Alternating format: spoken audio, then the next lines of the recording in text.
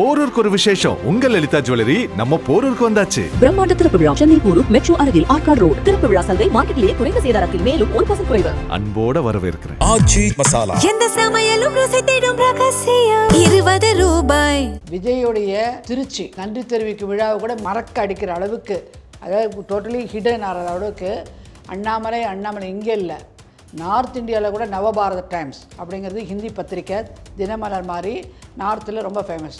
அதில் 4 நாளாக leading front story. இப்படி English channel, Hindi channel, Hindi YouTube, English YouTube, Tamil பேப்பர்கள் எல்லாத்துலேயும் he was the leading story, he was the leading person. Thiru Annamalai அவர்களுடைய மூஞ்சியை நாங்கள் தான் ஃபோக்கஸ் பண்ணி வெளியில் கொண்டு வந்தோம் சொல்கிறவங்களுக்கு திரு நரேந்திர மோடி அவர்களுடைய பெயரை கோபேக் மோடி கருப்பு பலூனு அது இது போட்ட போது இப்போ உள்ளே இருக்கிறவங்களாம் அமைதி காத்து சும்மா இருந்தாங்க. அவங்க அடக்க முடிஞ்சதா திமுகவை? அவங்கள அடக்க முடியல. அடக்கினது யார்? திரு அண்ணாமலை அவர்கள். கோபேக் மோடி சொல்லி வெல்கம் மோடின்னு வந்தது வார்த்தை. அப்போ என்ன சொல்கிற? கோபேக் மோடி சொல்கிறாங்க, சொல்லி முடி. அங்கே உதயநிதி ஸ்டாலின் கலெக்டரேட்டில் பேசுகிறார், சொல்லி முடி, நான் வெயிட் பண்ணுறேன், நாளைக்கு காலையில் பாரு. இப்படி சொல்கிறார், நாளைக்கு காலையில் பாரு 6:30 மணிக்கு first tweet, get out Stalin போடுறேன், நீங்கள் என்ன பண்ணுறீங்க பார்க்கலாமா அப்படிங்கிறாரு. இந்த மாதிரி திமுகவை எதிர்க்கிற கட்சிகள் யாராவது ஒருத்தர் பண்ணியிருப்பாங்களா? இப்போ சொல்கிறாங்கல்ல, இன்வெஸ்ட் பண்ணோம் விட்டுட்டு துரோகம் பண்ணுறான்னு. துரோகம் பண்ணலையே. ப்ரோ மோடி வேவை கொண்டு வந்து 12% பாஜகவுக்கும் தனியாகவும், யாருடைய கூட்டணி மெகா கூட்டணி இருக்கிற ஒரு கட்சிகள், அதாவது பரம்பரையாக தமிழ்நாட்டில் 2 கட்சிக்கு தான் ஓட் பேங்க்கு. அதிமுக பெரிய கட்சி, டிஎம்கே இந்த கட்சி. அந்த அதிமுக கட்சியோட உதவியை பிடிச்சி நடக்காமல் தனியாக சின்ன முதல் தடவையாக பாஜக தலைமையில் ஒரு கூட்டணி போட்டு சரித்திரத்தை பண்ணி காட்டினாங்களே இன்றைக்கி பேசுகிறவங்க. அவருக்கு இன்றைக்கும் திரு நரேந்திர மோடி அவர்களுடைய குரு, அதை மறக்கவே இல்லை. அவருக்கோசரம் தான் அந்த கட்சியில் வந்தார். அவர் படுற கஷ்டங்கள் அவரே சொல்கிறார், நாங்கள் சொல்ல வேண்டிய அவசியமே இல்லை. சின்ன விஷயத்துக்கு கொண்டு போய் மோடிஜியும் அமித்ஷாவும் தள்ளிக்கிட்டே இருக்க முடியுமா? உள்ளே வேலை செய்கிறதுக்கு நீங்கள் ஒரு கல்ச்சர் இருக்குங்க. கார்ப்பரேட் கம்பெனியில் வேலை பண்ணுறீங்க, ஒரு ஹெச்ஆர்டி பண்ணிகிட்டே இருக்குது. ஹெச்ஓ அந்த டிபார்ட்மெண்ட் ஹெட்டு உங்களை நோய் பிடிக்கிட்டே இருந்தானாக்க நீங்கள் ஃபாஸ்ட்டாக இருங்க, அப்பா ஃபாஸ்ட்டாக பண்ண, ஸ்லோ பண்ணு அப்படின்னா அவனால் இருக்க முடியுமா? இந்த வார்த்தை என்ன சொன்னார்? குருமூர்த்தி சொன்னாரா இல்லையா? அண்ணாமலை வேகமாக இருந்தார், வேகமாக வேலை பண்ணார். ஏங்க ஒருத்தன் வேகமாக வேலை பண்ண எல்லாம் அப்ரிஷியேட் பண்ணுவாங்க. ஸ்லோ பண்ணுன்னா என்ன அர்த்தம்? எப்படி கட்சி வளரும்? இப்போ எனக்கு ஆப்பர்ச்சுனிட்டி வருது, நான் இப்போ ப்ரில்லியண்ட்டாக இருக்கேன்னா ஓவர்டேக் பண்ண தான் பண்ணுவேன். என்னை ஓவர்டேக் பண்ணி நிறுத்தினா நீங்கள் பந்தயத்துக்கு முன்னாடி வரணும், உங்களை குவாலிஃபை பண்ணிட்டு வரணும். அதை விட்டுட்டு நான் சீனியர்னாக்கா எத்தனை சீனியர்?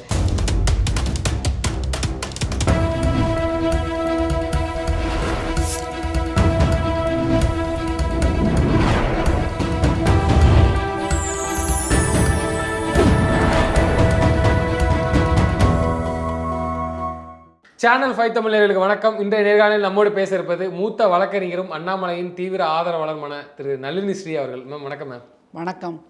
மேம், திரு அண்ணாமலை அவர்கள் தனி கட்சி ஆரம்பிச்சிட்டாங்க, எல்லாமே தனி பார்ட்டி வயசாக போயிட்டு இருக்கு. ஃப்யூச்சரில் கட்சி ஆரம்பிக்க போகிறேன்னு சொல்லியிருக்கிறாங்க. கிட்டத்தட்ட அது தனி கட்சிக்கான ஒரு இது மூவ் தான். வி த லீடர் இதெல்லாம் ஒரு ஒருங்கிணைச்சி அதில் தன் ஆதரவாளர்கள்லாம் சேர்த்துட்டு இருக்கிற மத்தியில் நீங்கள் தான் ஏர்போர்ட்டில் போய் திரு அண்ணாமலை அவர்களை முதல்ல போய் நீங்களும் அதில் ஒரு ஆள் போய் விசிட் பண்ணீங்க, பார்த்துருப்பீங்க. கூட்டம் எந்த அளவுக்கு வந்துச்சுங்கிறத எல்லாமே நம்ம பார்த்தோம். இந்த சூழலில் பாஜக சேர்ந்தவர்கள்லாம் இப்போ விமர்சிக்க தொடங்கிட்டாங்க. அதாவது கொஞ்சம் அமைதியாக இருந்தாங்க, பேச வேண்டாங்கிற மாதிரி. இப்போ ஒவ்வொருத்தராக போட ஆரம்பிச்சிட்டாங்க, கருத்துக்களும் பேச ஆரம்பிச்சிட்டாங்க. போனால் போயிட்டு இவர் எதுக்கு இங்கேருந்து ஆளை கொண்டு போகிறாங்க, போகிறவங்க அங்கே திரும்பி வந்துக்கலாம், அந்த ஒரு பதட்டம் தெரியுது. அங்கே ஃபுல்லாக கூட்டம் இந்த பக்கம் மாறுற மாதிரி இருக்குதே, அதை எப்படி பார்க்குறீங்க? வணக்கம். உங்களுக்கும் உங்கள் நேயர்களுக்கு வணக்கம். இன்றைக்கி எப்படின்னாக்க தமிழ்நாட்டில் முதல்ல தாவேக்கான்னு பயந்துக்கிட்டு இருந்து ஒரு பக்கம் விஜயோடைய திருச்சி நன்றி தெரிவிக்கும் விழாவை கூட மறக்க அடிக்கிற அளவுக்கு, அதாவது டோட்டலி ஹிடன் ஆகிற அளவுக்கு அண்ணாமலை இங்கே இல்லை, நார்த் இந்தியாவில் கூட நவபாரத டைம்ஸ் அப்படிங்கிறது ஹிந்தி பத்திரிக்கை தினமலர் மாதிரி நார்த்தில் ரொம்ப ஃபேமஸ். அதில் 4 நாளாக லீடிங் ஃப்ரண்ட் ஸ்டோரி. இந்த டாபிக் தான். கட்சி ஆரம்பிக்கிறாரா, என்ன செய்ய போகிறாரு, பாஜகவை தொடர்ந்து பயணிக்க போகிறாரா, என்ன விஷயம், ஏன் டெல்லி வந்திருக்காரு, என்ன நடக்குது, பிரதமர் பார்த்தாரா, இல்லை மத்திய அமைச்சரை பார்த்தாரா, தேசிய தலைவரை பார்த்தாரா, இப்படி English channel, Hindi YouTube, English YouTube, Tamil பேப்பர்கள் எல்லாத்துலேயும் he was the leading story, he was the leading person. Okay, அவர் தான் வந்து பெரிய அளவில் பேசப்பட்டிருக்காரு. இப்போ இன்றைக்கி ஓடிட்டு தான் இருக்குது. So continuous is on the roll, ஓடிக்கிட்டே இருக்கு அவரை பற்றி. காரணம் என்ன? சாதாரணமாக இருந்தானாக்க யாரும் இன்றைக்கி அவர் வந்து பாஜகவில் பயணித்த போது அந்த தருணத்தில், இப்போ வெளியில் வந்த தருணத்தில் அவர் எம்எல்ஏ கிடையாது, எம்பி கிடையாது, ஒரு ஃபார்மர் மினிஸ்டர் கிடையாது, ஒரு பொறுப்பில் இல்லை. ஆளுநர் தேசிய குழு தேசிய பொதுக்குழு உறுப்பினர், அது ஒரு சும்மா நமக்கு அவ்வளோதான். அப்படி இருக்கிறச்ச ஏன் காரணம் அவருடைய உழைப்பு. இப்போ நீங்கள் கேட்ட மாதிரி எல்லாம் இந்த கேள்வியும் உழுது நாங்கள் பார்க்குறோம் கண்ணில். என்னது அண்ணாமலைக்கு எவ்வளோ கட்சி செஞ்சுருக்குது. அவர் வந்து வந்தவுடனே எடுத்தோடனே 3 வருஷம் கழிச்சு தான் ஒரு பதவியெல்லாம் கொடுப்பாங்க, பெரிய பதவி. எடுத்தோடனே தேசிய தலைவர் மாநில தலைவரை கொடுத்தாங்க, துறை தலைவரை கொடுத்து மாநில தலைவர் வந்துட்டார். அப்புறம் எண்மக்கள் யாத்திரையில் ஹெவியாக அவருக்கு இன்வெஸ்ட் பண்ணிச்சு கட்சி. அதில் தான் அவர் லைம் லைட்டில் வந்தார். இல்லை அவர் யாருனே தெரிஞ்சிருக்காரு. இப்படியெல்லாம் அதுக்கப்புறமா வந்து 2024 தனியாக நிற்கணும் ஆசைப்பட்டார். அதுக்கு ஓகே கொடுத்துச்சு, பணம் செலவு பண்ணிச்சு. இதோட என்ன குறை அவருக்கு? கேட்குற கேள்வி இது. இதோட என்ன குறை? ரைட்டு. அதனால் வந்து இப்போ வந்து ரொம்ப அதிருப்தியில் சொல்கிறாரு. இல்லை எனக்கு அப்படின்னு அந்த தமிழக பாஜக வெளியிலேருந்து சில பேரில் உருட்டி விட்டு டெல்லி ஜேர்னலிஸ்ட்டு எல்லோரும் செட்டப் பண்ணி ஓடுது. நான் கேட்குறேன், இதுக்கு முன்னாடி என்ன பண்ணிட்டு இருந்தீங்க? விஜய் வந்து ஜெயிக்க மாட்டார், 5 தொகுதி வந்தால் 2 தொகுதி வந்தால் சிங்கிள் டிஜிட் வந்தால் ஜாஸ்தி, முதல்ல 234 கேண்டிடேட் இருக்காரு தேடுங்கப்பா அப்படின்னு சொன்னாங்க. இந்த மாதிரி ஒரு நெகட்டிவ் பிம்பம் கொடுத்தாங்க. சர்ப்ரைஸ் கொடுத்து, ஷாக் கொடுத்து, எல்லாம் கீழே உட்காந்து எழுந்துக்க முடியல, அப்படியே ஸ்டக். அதே மாதிரி இப்போ இங்கே நகர்ந்த உடனே இந்த மாதிரி ஒரு நெகட்டிவ் பிம்பம் என்ன பண்ண போகிறாரு? இப்போ கட்சிக்கு துரோகம் பண்ணிட்டு போகிறாரு. மோடிஜி எவ்வளோ வந்து காரில் திண்டுக்கல்லேருந்து மதுரைக்கு புரோட்டோக்காலை மீறி அனுமதி கொடுத்து கம்ப்யூட்டர் ஸ்கேனிங்லாம் பண்ணி பக்கத்தை வச்சுக்கிட்டு எந்த மாநில தலைவர்களுக்கு கிடைக்காத ஒரு உயரிய அந்தஸ்தை கிடைத்து கூட்டிகிட்டு போனார். அதையும் மறந்துட்டார். இதெல்லாம் அவங்க அலிகேஷன், செட் ஆஃப் அலிகேஷன். இந்த ஜேர்னலிஸ்ட் மீடியாவும் சரி, ஜேர்னலிஸ்ட் இதெல்லாம் உருட்டுறவங்களாம் உருட்டுறது. ஏன்னா இதோட என்ன செய்யணும்? யாருக்கு செய்வாங்க? என்ன அதிருப்தி இப்படி சொல்கிறாரு அப்படின்னு. அது ஒரு பக்கம். அடுத்தது பக்கம் அந்த கட்சிக்குள்ளே என்னது என்ன குறைச்சல், எவ்வளோ தங்க மாதிரி வச்சுட்டு இருந்தார். அப்படி மோடிஜி வந்து அவருடைய செல்ல பிள்ளையாக நினச்சார். டைரெக்டாக வந்து மோடிஜியோடையும் அமித்ஷாஜோடையும் இருக்கிற ஒரே கான்டாக்ட் இருக்கிற பர்சன் அவர் தான். யாரையும் இது மதிக்க மாட்டார். அப்படி அவங்க ஒரு பக்கம் உருட்டுறது. ரைட், நீங்கள் எல்லாம் பேசுகிறீங்க, எல்லாம் ஒரு பொதுமக்கள் பார்வையிலேருந்து பார்ப்போம். ஆதரவாளர்லாம் விட்டுருவோம், ஒரு பொதுமக்கள் பார்வையில. இப்போ நான் வந்து ஒரு சப்ஜெக்ட் எடுத்து படிக்கிறேன் காலேஜில். படிக்கும்போது என்னுடைய லெவல் ஆஃப் படிப்பு வந்து வேறு லெவலில் இருக்குது. அப்போ காலேஜில் பார்த்து இவங்க ஸ்பெஷல் ப்ராஜெக்ட்டு ஃபாரினுக்கு அனுப்புவோம். நம்ம காலேஜுக்கு பெருமை, மெரிட்டோரியஸ் கேண்டிடேட் வந்திருக்காங்கன்னு அவங்க போயிட்டு வந்தால் நமக்கு பெருமை அப்படின்னு நினைப்பாங்க, அனுப்புவாங்க. சரி, நான் அந்த கோர்ஸை முடிச்சுட்டு வரேன், வந்துட்டு அங்கே கண்டினியூ பண்ணேன். அப்போ கண்டினியூ பண்ணி முடித்ததுக்கப்புறம் வெளியில் போகிறச்ச அந்த படித்த படிப்பு எனக்கு தான் லாபம், எனக்கு தான் அது வரணும். அது தூக்கி வெளில கொடுத்துட முடியுமா? அதே மாதிரி தான். ரைட்டு, எல்லாம் பண்ணிங்க. கட்சிக்கும் அதுக்கு ஈக்குவலாக அவர் உழைச்சார். பட்டி தொட்டியெல்லாம் இன்றைக்கி கிராமத்தில் பாஜக பேசப்படுவது எல்லாரும் பேசி முடிச்சுட்டாங்க. அண்ணாமலை தான் உழைப்பில் மறுக்கவே முடியாது, வெரி ஆக்டிவ் பர்சனு, பரபரப்பாக இருக்கும், வெரி சென்சிட்டிவ் இருக்கும், சப்ஜெக்ட் வந்து சிறந்த பேச்சாளர், எல்லாத்தையும் டக்கு டக்கு டக்கு டக்குன்னு பதில் சொல்லுவார், எதுக்கும் தயங்க மாட்டார் அப்படிங்கெல்லாம் வந்து ஒரு ஹைப்லாம் கொடுக்குறாங்க. இருக்கிறது உண்மையை சொல்கிறாங்க. அப்போ இருக்கிறச்ச நீங்கள் பண்ணதுக்கு இந்த மாதிரி இன்றைக்கி பாஜக ஒரு பேசும் பொருளாக த்ரோ அவுட் வைக்கிறாரு. ஒரு நாள் பாஜகவை பற்றி மீடியாவில் மெயின்ஸ்ட்ரீமோ இல்லை எந்த இடத்துலையும் வராமல் இருக்காது. எல்லாம் பத்திரிகையாளர் அங்கே தான் முகம் அடிச்சிட்டு இருந்தாங்க. இன்றைக்கி என்ன சொல்ல போகிறார், டிஎம்கே பற்றி என்ன சொல்ல போகிறாரு, உடனே போடுங்க. ஒரு நாளாவது அவர் மாநில தலைவராக இருக்கச்ச ஒரு நாளாவது ஒரு செய்தியாவது வராமல் இருந்ததா மெயின் ஸ்ட்ரீமில், இல்லை யூடியூப்பில் வராமல் இருந்ததா, ப்ரெஸ் மீடியாவில் வராமல் இருந்ததா, சுற்றிக்கிட்டே இருந்ததில்ல. எப்படி டிஎம்கேக்காரங்களாம் ராத்திரி தூங்கி எழுந்துறதுக்கு இன்றைக்கி என்ன நம்மளை பற்றி சொல்லுவாரோ, என்ன சொல்லுவாங்களோ அப்படி பரபரப்பில் இருந்தாங்க. என்ன கிடச்சிருக்கு, என்னடா போலீசிங் பண்ணிகிட்டு இருக்காரு, ஒரு மாநில தலைவராக இருந்து கூட இன்னும் திருப்பி பழைய வேலை பண்ணுறாரு இவர் அப்படின்னு வந்து ஸ்டாலினுக்கு தூக்கமே இல்லை. ஸ்டாலின் ஒரு காலத்தை சொன்னார், காலையில் எழுந்தால் என்ன கொண்டு வருவீங்களோ தெரியலையே, எனக்கு ஒரே தூக்கமே வர காரணம் இதுதான். இப்போ அந்த பதட்டம் வந்து திரு நயினார் நாகேந்திரனுக்கு ஏன் வந்திருக்குன்னா இங்கேருந்து பிச்சுக்கிட்டு போகிறாங்களா, அதான் ஒரு பயமாக இருக்குது. இப்போ நான் சொல்லி முடிச்சிடுறேன். அந்த பயத்தை உண்டாக்கினது டிஎம்கேல, ரைட்டா?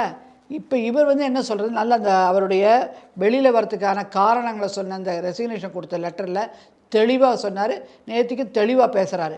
சொன்னது என்ன, இப்போ நான் இருக்கேன், நான் நார்த்தில் இருந்திருக்கேன், எனக்கு ஹிந்தி நல்லா தெரியும், படிப்பேன், பேசுவேன், ஃப்ளூயண்ட்டாக பேசுவேன். அப்போ வந்து இங்கே ஒரு மோடிஜியும் அமித்ஷாஜி மற்ற மந்திரிகள்லாம் வந்து பேசுகிறச்ச அவங்க பேசுனா உடனே ரெஸ்பாண்ட் பண்ணுவேன், கை தட்டுவேன். ஏன்னா எனக்கு புரியும் டக்குன்னு அவங்க என்ன பேசுகிறாங்க. ஆனால் அதை இன்னொருத்தர் கொடுத்து டிரான்ஸ்லேட் பண்ணி சொல்லிட்டு அதனுடைய வேகம் எடுக்க மாட்டேங்குது, பெடல் ஆக மாட்டேங்குது. அப்போ அந்த என்ஜாய்மெண்ட் இல்லை. எத்தனை தடவை தான் சென்ட்ரல் மினிஸ்டர்ஸு அந்த பிஜேபி சிஎம்ஸு, மற்ற ஸ்டேட் சிஎம்மு, அதுக்கப்புறம் மோடிஜி அமித்ஷாஜி பெரிய டால் லீடர்ஸ்லாம் வந்தால் கூட இத்தனை தடவை வந்து போய் கூட ஏன் ஓட்டு வரலன்னு கேட்குறாங்க. அவங்க நல்லா பேசுகிறாங்க, அது அர்த்தம் உடனே என்ஜாய் பண்ணி புரிஞ்சால் தான் கட்டாயம் ஓட்டு போட்டால் அவங்கிற உணர்வு வரும். அந்த பிரச்சனை இங்கே ஓடுது தமிழகத்தில். அது வந்து சரிப்படுத்தணும். அது எப்படி கொண்டு போகிறது இல்லை. அதாவது தமிழகத்தை சார்ந்த இஷ்யூஸ், பேஸ்ட் இஷ்யூஸ், என்னென்ன சமாச்சாரம் எப்படிங்கிறத பண்ணணுங்கிறது ஒரு புரிதலை கொண்டு வந்து பண்ணாதான் நமக்கு மாற்றம் கிடைக்கும். அது முதல்ல ஒரு எலக்ட்ரல் பாலிட்டிக்ஸ்ங்கிறது ஒன்று, சித்தாந்தங்கிறது வேறு. தமிழகத்தை பொறுத்த வரைக்கும் தேசிய கட்சினா என்னங்க புரிதலில் வாழ்ந்துட்டுருக்காங்க. அவங்களுக்கு தேசிய கட்சினா இந்த புரிதலும் கிடையாது, தேசியனா இந்த புரிதலும் இல்லை. ஆனால் இப்போ என்ன சொல்கிறாங்கன்னா, தேசிய கட்சியை புரிஞ்சிக்காம வெளியில் போன திரு அண்ணாமலை அவர்கள் எப்படி வந்து இவ்வளோ குறை சொல்லலாம், அதாவது அப்படிங்கிற மாதிரி ஒரு சிம்டம்ஸ்லாம் வச்சுட்டு போகிறாங்களே. அவர் எப்படி மும்மொழியில் இந்த கொள்கை இப்படி வந்தது குறை சொல்லலைங்க. அவர் என்ன சொன்னார், நம்ம ஒரு ஸ்டேட்மெண்ட் வந்து ரிலீஸ் பண்ணியிருக்கோம், இந்த கால அளவு கொடுத்து மென்டலி ரெடியாக இருங்க, அந்த பீரியடில் அந்த த்ரீ லாங்குவேஜ் ஃபார்மில் வரும் சொன்னாங்க. சொல்லிவிட்டு நீங்கள் உடனே மாற்றி ஷார்ட் பீரியடில் 9th கிளாஸ் ஆரம்பிக்க போகுது. நீ 9th அன்னோன் ஏபிசிடிலேருந்து ஒருத்தர் படிக்கணும்னா ஸ்ட்ரகிள் ஆகிடுவோம். ஏன்னா 10th heavy subject, 9th 10th.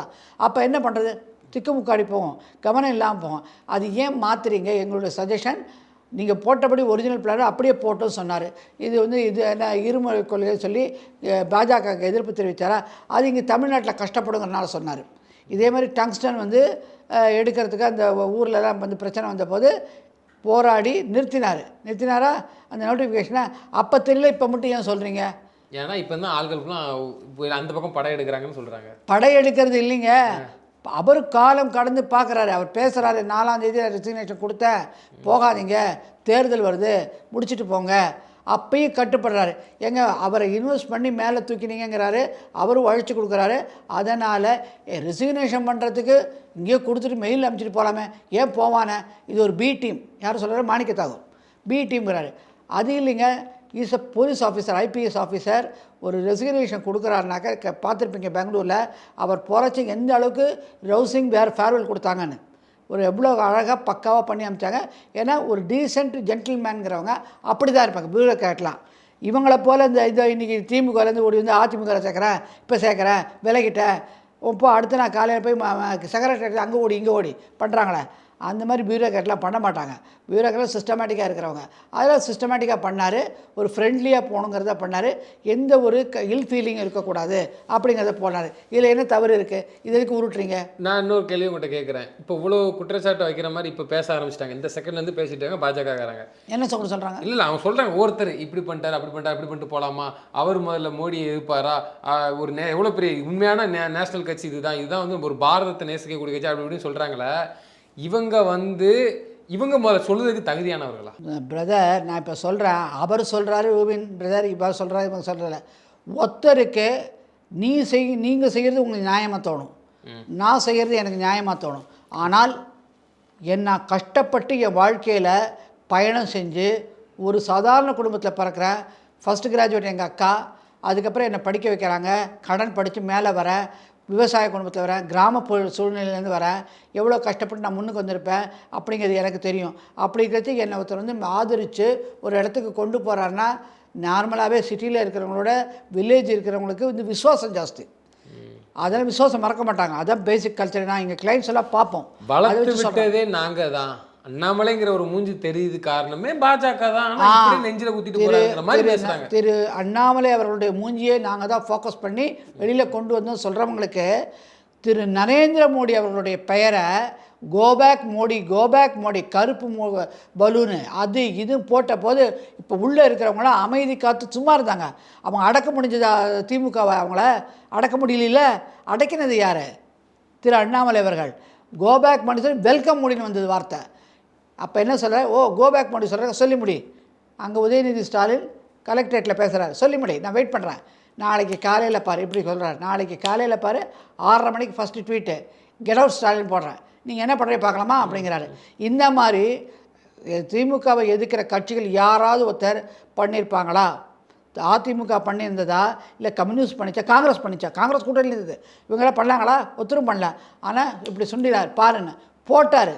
அதில் ஹார்ட் பிரேக்கிங் அவுட்கமாக வந்தது.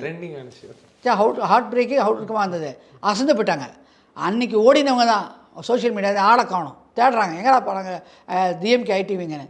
அந்த மாதிரி ஒரு இதை வந்து ஏன் இப்போ சொல்கிறாங்கல்ல, இன்வெஸ்ட் பண்ணோம் விட்டுட்டு துரோகம் பண்ணுறான்னு. துரோகம் பண்ணலையே. ப்ரோ மோடி வேவை கொண்டு வந்து 12% பாஜகவுக்கும் தனியாகவும், யாருடைய கூட்டணி மெகா கூட்டணி இருக்கிற ஒரு கட்சிகள், அதாவது பரம்பரையாக தமிழ்நாட்டில் 2 கட்சிக்கு தான் ஓட் பேங்க்கு. அதிமுக பெரிய கட்சி, டிஎம்கே இந்த கட்சி.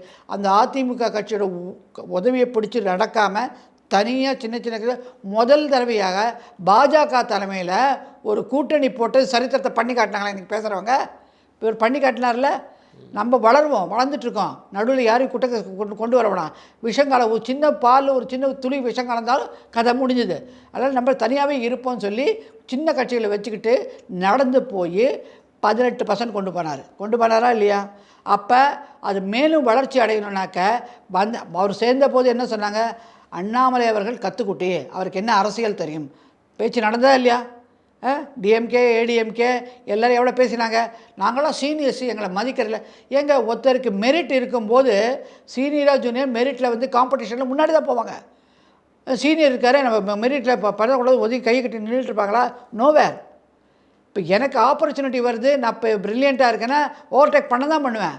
என்னை ஓவர்டேக் பண்ணி நிறுத்தணும்னா நீங்கள் வந்து பந்தயத்தில் முன்னாடி வரணும், உங்களை குவாலிஃபை பண்ணிட்டு வரணும். அதை விட்டுட்டு நான் சீனியர்னாக்கா எத்தனை சீனியர்?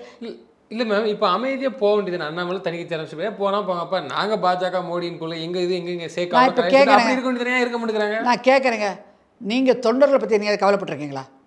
தொண்டர்கள் என்ன விருப்பம் செய்யணும், அதாவது ஒன்று பண்ணியிருப்பீங்களா? தொண்டர்களை கூட்டு வச்சு, தொண்டர்கள்னாக்க வெறும் மாவட்ட தலைவர்களுக்கு பவர் இல்லைங்க. இன்றைக்கி மாவட்ட தலைவர் ஒருத்தர் இருக்காருனாக்கா ஒரு போஸ்ட்மேன் மேனாக இருக்காங்க. ஒரு சிஸ்டம் வருது, ஆனால் ஃப்ரீடம் கொடுக்கணும், அவங்க எக்ஸ்பிரஷன் இருக்கணும், அதை செயலாக்கணுங்கிற எண்ணத்தில் இருக்கிறவர் திரு அண்ணாமலை அவர்கள். அவர் என்ன சொல்கிறார் ஒரு ஸ்பீச்சில்? நான் ஒரு மேனேஜர் இல்லை, நான் தலைவர்னு சொன்னார். ஞாபகம் இருக்க ப்ரெஸ் மீட்டில்?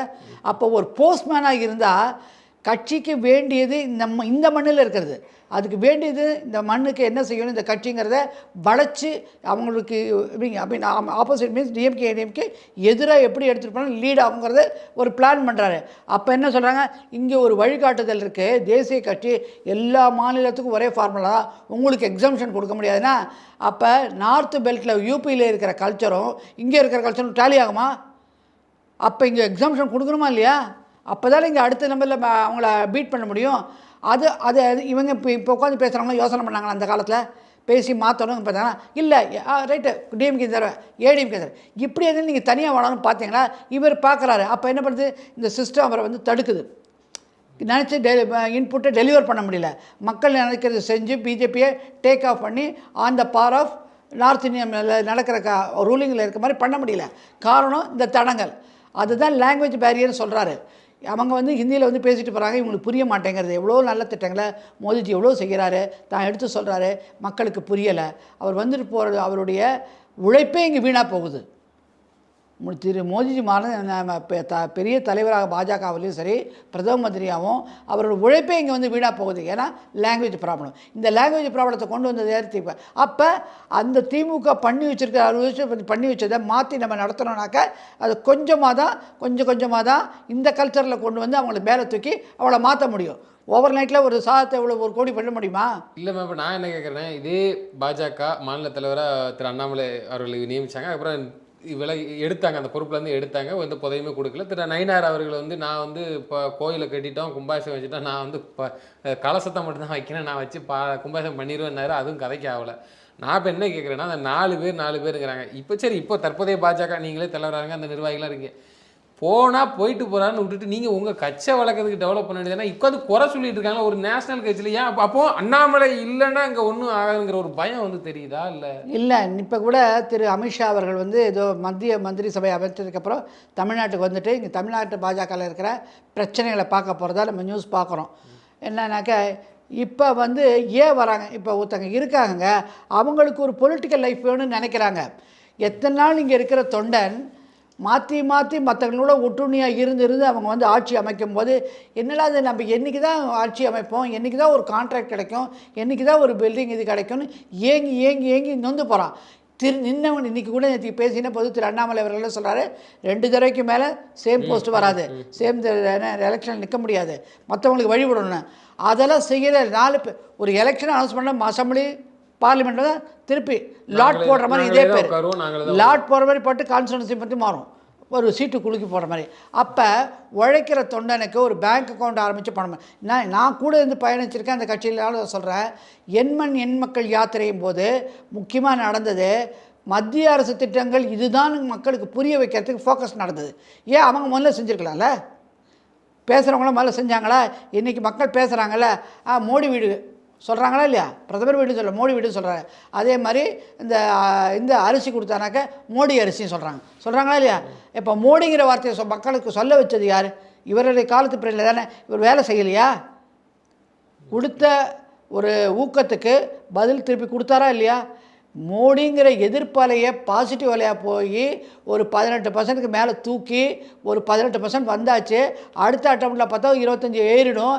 நம்ம ஒரு சேலஞ்சிங்காக இருப்போம்.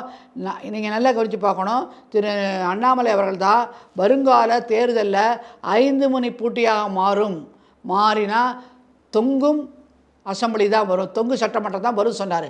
அவர் தானே சொன்னார். அப்புறம் தானே இவங்கெல்லாம் பேசினாங்க, ஜேர்னலிஸ்ட்டு, அரசியல் விமர்சகர்கள்லாம். அதுக்கு முன்னாடி என்ன சொன்னார்?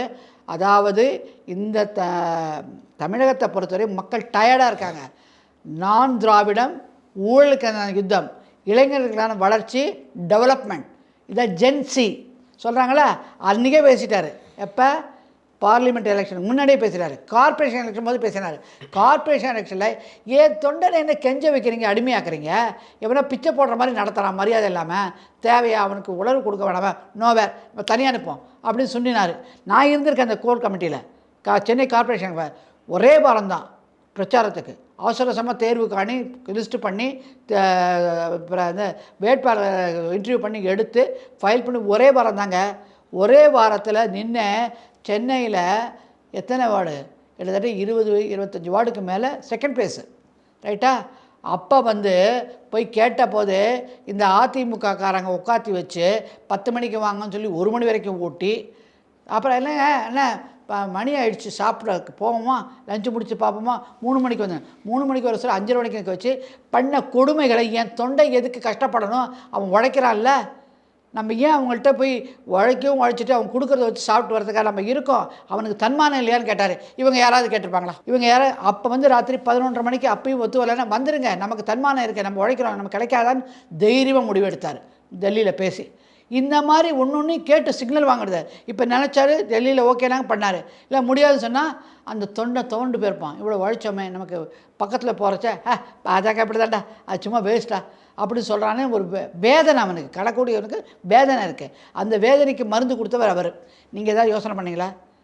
எப்போதும் எப்படியோ போட்டுக்கிட்டு பண்ணணும், உட்காந்துருக்கணும், ஓட்டு அவங்க ஓட்டில் ஒருத்தருடைய அந்த தட்டிலே கூட்டு சாப்பாடு போகிறதே விரும்பினாங்களே தவிர தனியாக பிளேட்டு சாப்பிடணும் என்றைக்காவது விருப்பம் இருந்ததா? அவங்க வந்து இப்போ கூட ஏதோ ஒரு புக்கை காட்டி தமிழகம் மோடிலாம் காட்டினதாக பார்த்தேன், நான் பார்த்துருக்கேன். அவர் தான் எழுதியிருக்காரு. அவருக்கு இன்றைக்கும் திரு நரேந்திர மோடி அவர்களுடைய குரு, அதை மறக்கவே இல்லை. அவருக்கோசரம் தான் அந்த கட்சியில் வந்தார். அவர் படுற கஷ்டங்கள் அவரே சொல்கிறார், நாங்கள் சொல்ல வேண்டிய அவசியமே இல்லை. சின்ன சின்ன விஷயத்தையும் கொண்டு போய் மோடிஜியும் அமித்ஷாவும் தள்ளிக்கிட்டே இருக்க முடியுமா?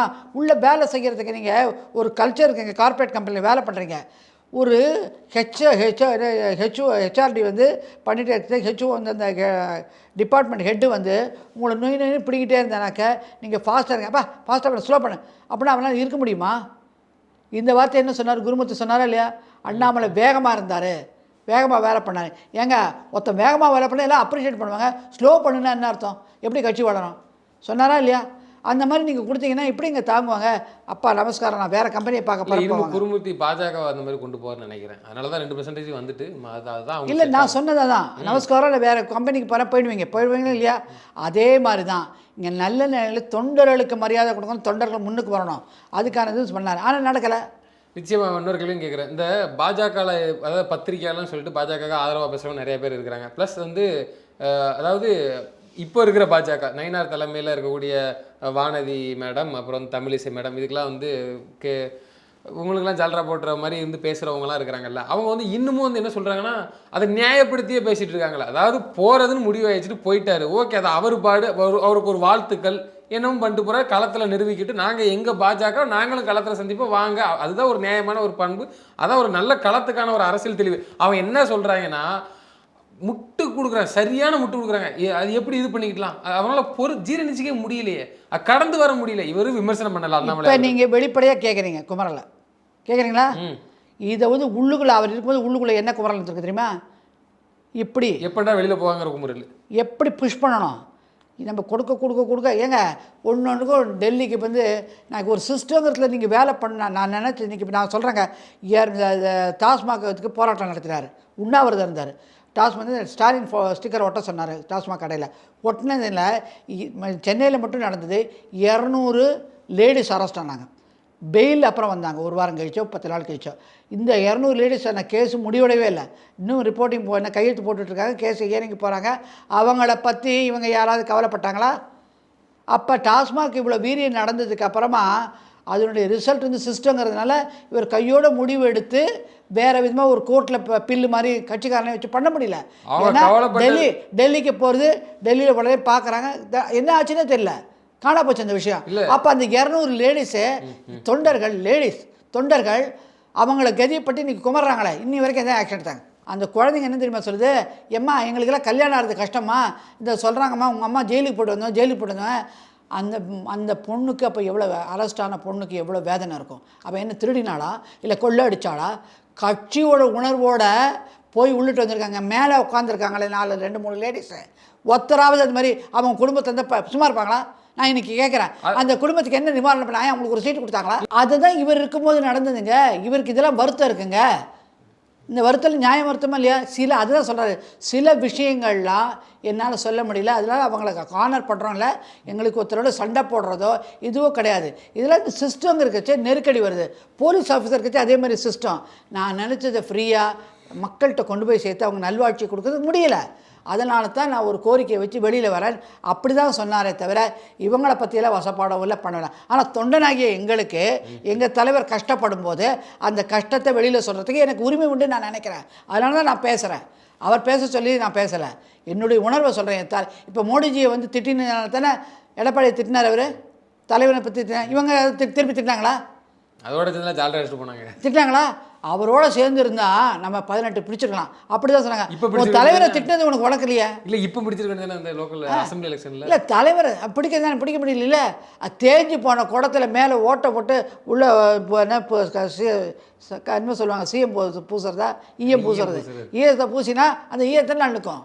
தொண்டனுடைய உணர்வை பார்க்காத 4 பேர் வாழ்க்கையில் எப்படி நடத்த முடியும்? இந்த லேடிஸ்க்கு அவங்க என்ன பண்ண போகிறாங்கன்னு பொறுத்து இருந்து பார்ப்போம். வெளியில் போகாதன்னா எனக்கு இவ்வளோ நடந்திருக்கு, கட்சி ஒன்றுமே செய்யலையே, என் குடும்பம் பாதிக்கப்பட்டிருக்கேன். அப்போ எனக்கு நல்ல ஒரு கொடுப்பாரு, அவர் வந்திருக்காரு, அவர் சொல்லி தான் நான் செஞ்சேன், எங்களை பார்த்து பாரு வெளில வராங்க, இல்லைன்னு தப்பு. நான் சொல்கிறேன், திருப்பி சொல்கிறேன், நாளைக்கு இது வந்து மாற்றுதா இந்த வீடியோவை பார்த்துட்டு மாற்றிலாம் பேசக்கூடாது.